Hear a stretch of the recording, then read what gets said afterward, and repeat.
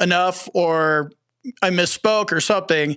So now you need to go get a doctor to fill out a DBQ and say, nope, knee's exactly the same. And that's how you fight a proposed rating reduction. You fight it with positive medical evidence that supports your disability and your claim. Right now, to get a proposed rating reduction, there's negative medical evidence working against you.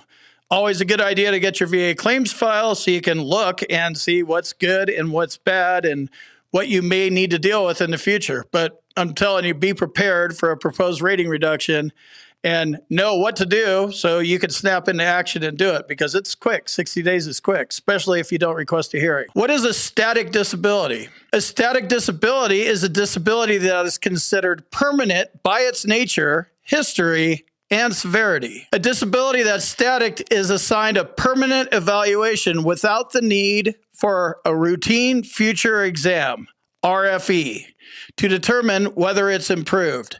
So this is something like when you're all staticked up and you're 100% permanent and total, like I am. A lot of you guys are too. Welcome to the Hundo Club. If you're new around here, to the Hundo Club. Also, make sure to subscribe to my channel if you like this kind of content.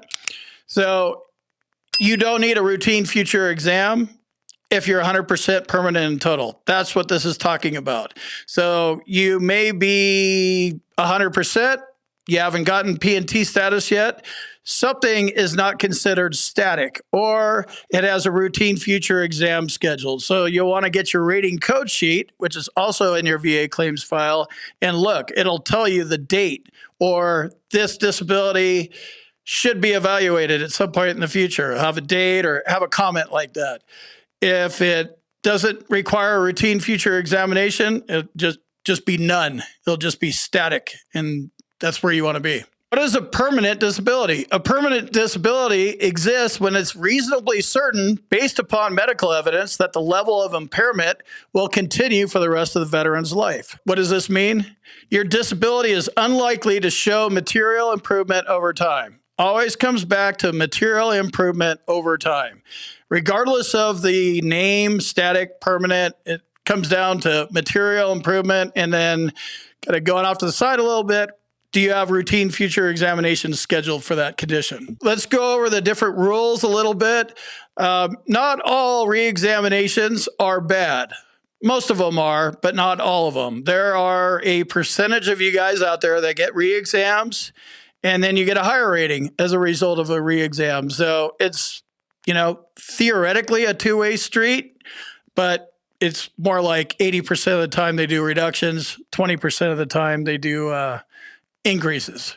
So what's the VA 5-year rule? The VA 5-year rule allows the VA to reevaluate your existing VA disability rating within 5 years of your initial examination, if and only if your disability condition is expected to show material improvement over time. However, the VA may still reevaluate your disability rating past the 5-year deadline if your condition has significantly improved, as shown by medical evidence. All comes down to medical evidence. What's the VA 10-year rule? The VA 10-year rule means the VA cannot eliminate a rating that's been in place for 10 years or more. However, the rating can be reduced if medical evidence shows that the disability has improved. There's always an exception to this rule if the VA determines that the original disability rating was based on fraud. If fraud was involved, they're going to take it away. 20-year rule, doesn't matter what the rule is. Don't commit fraud. It's illegal.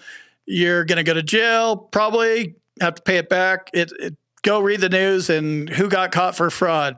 Last guy was a big bodybuilder that said he was amputated or something. Stupid stuff, but still happens. With the 10-year rule, they'll leave the service connection in place. I use the example of migraines. So you have 50% for migraines.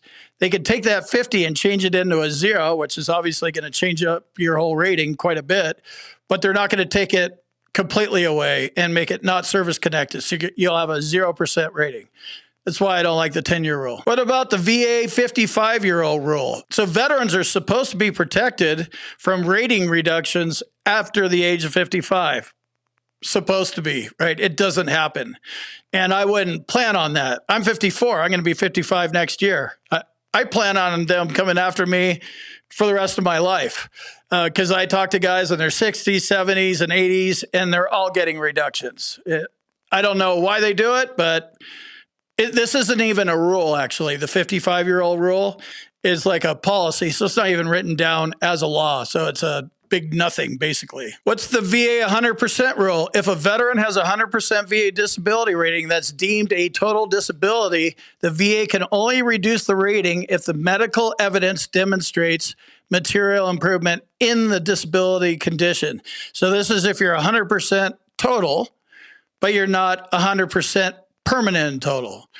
That's a different rating altogether. So if you have a 100% VA disability rating, the longer you have that, the better shape you're going to be in, but still the 20-year rule is the one you want, because then you can go file all your special monthly compensation and whatever you want to file, any claims action you want to do, and you don't have to worry about it. Can the VA reduce 100% permanent and total rating? So this means your total and your permanent, which means that everything is static. They can do it. The easiest way to get a 100% permanent and total rating reduced is by filing another claim. So this is something, if you have a 100% permanent total rating, don't file any more claims, especially for things that make zero sense, right? So if you have a 100% rating and you're like, oh, I want to get service connected for migraines, you're at 100%. There is no 101. It doesn't round up. The only thing that goes above 100% is special monthly compensation. That's a completely different animal. If you're 100% permanent and total, maintain your rating, defend your rating. Don't make it easy for them to wander into your claim and reduce you. You're literally inviting them in if you file a claim when you're 100% P&T. Just don't do it. There's no reason to. Wait your 20 years, then do whatever you want. Will I lose my VA disability rating if I get a job? There's a couple parts to this. So basically, no, right? The VA wants you to work if possible. It's healthy. You make some money, like that part's good if you can do it. So the only time that there's income factors associated with a rating and working is if you're on TDIU.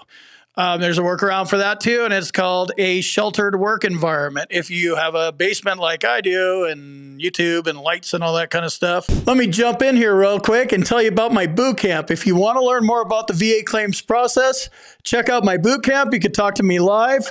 There's a link on the website and in the description, combatcraig.com. And also, if you need medical evidence like a nexus or documenting your symptoms properly, go to our website, combatcraig.com, and it says medteam/nexus letters. Click on that link, fill out the form, boom, you're done.